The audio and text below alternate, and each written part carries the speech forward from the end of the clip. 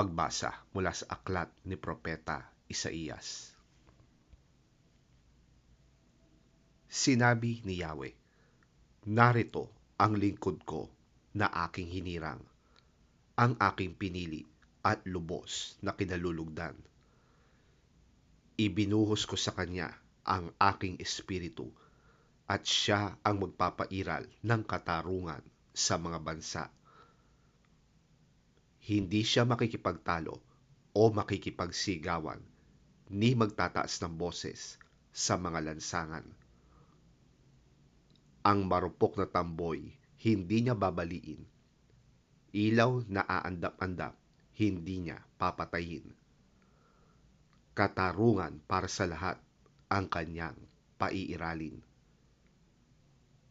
Hindi siya mawawalan ng pag-asa o masisiraan ng loob hanggat katarungan ay maghari sa daigdig. Ang malalayong lupain ay buong pananabik na maghihintay sa kanyang mga turo.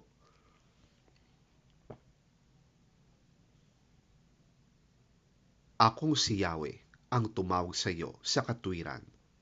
Binigyan kita ng kapangyarihan upang pairalin ang katarungan sa daigdig. Sa pamamagitan mo ay gagawa ako ng kasunduan sa lahat ng tao, at sa pamamagitan mo'y dadalhin ko ang liwanag sa lahat ng bansa. Ikaw ang magbubukas sa mga mata ng mga bulag at magpapalaya sa mga bilanggo ng kadiliman.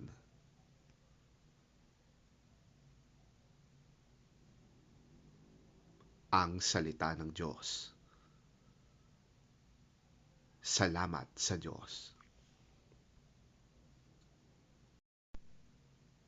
Pagbasa mula sa mga gawa ng mga apostol. At nagsalita si Pedro, ngayon ko lubusang naunawaan na talagang walang itinatangi ang Diyos.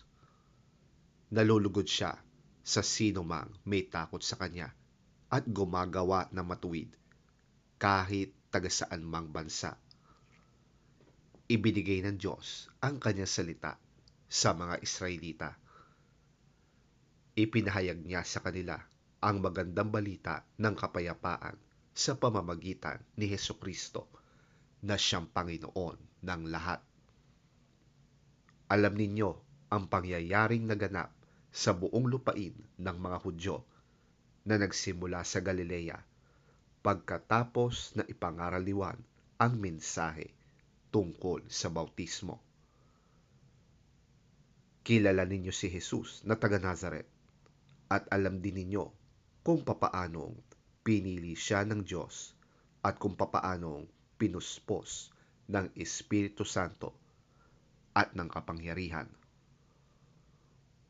Alam din ninyo na saan man siya magpunta, gumagawa siya ng kabutihan sa mga tao at nagpapagaling sa lahat ng pinapahirapan ng dyablo sapagkat kasama niya ang Diyos.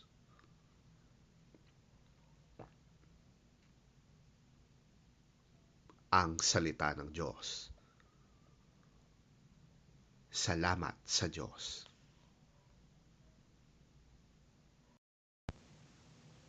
Ang mabuting balita ng Panginoon ayon kay San Mateo. Papuri sa iyo, Panginoon.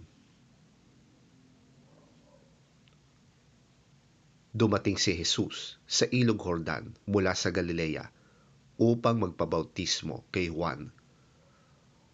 Ngunit tumututol si Juan at patuloy na sinabi, ako po ang dapat magpabautismo sa inyo. Bakit kayo nagpapabautismo sa akin? Subalit, sumagot si Jesus, hayaan mong ito ang mangyari ngayon, sapagkat ito ang nararapat nating gawin upang matupad ang kalooban ng Diyos. Kaya't pumayag din si Juan. Nang siya'y mabautismuhan, Umahon si Jesus sa tubig. Biglang nabuksan ang langit at nakita ni Jesus ang Espiritu ng Diyos na bumababang parang isang kalapati at dumapo sa kanya. At isang tinig mula sa langit ang nagsabi, "Ito ang minamahal kong anak na lubos kong kinalulugdan."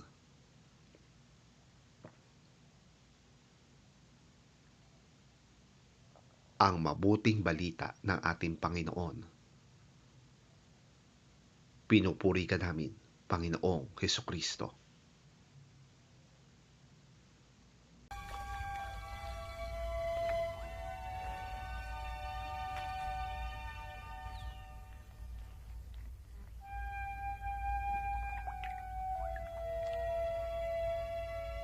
Then Jesus came from Galilee to the Jordan to be baptized by John. But John tried to deter him, saying, "I need to be baptized by you. And do you come to me?" Jesus replied, "Let it be so now. It is proper for us to do this to fulfill all righteousness."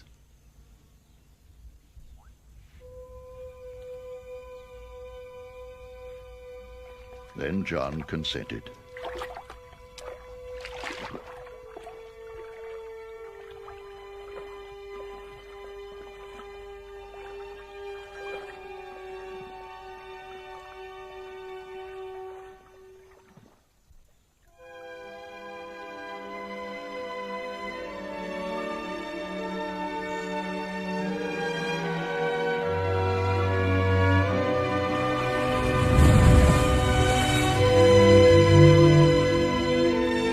As soon as Jesus was baptized, he went up out of the water. At that moment, heaven was opened, and he saw the Spirit of God descending like a dove and lighting on him. And a voice from heaven said, "This is my Son, whom I love. With him I am well pleased."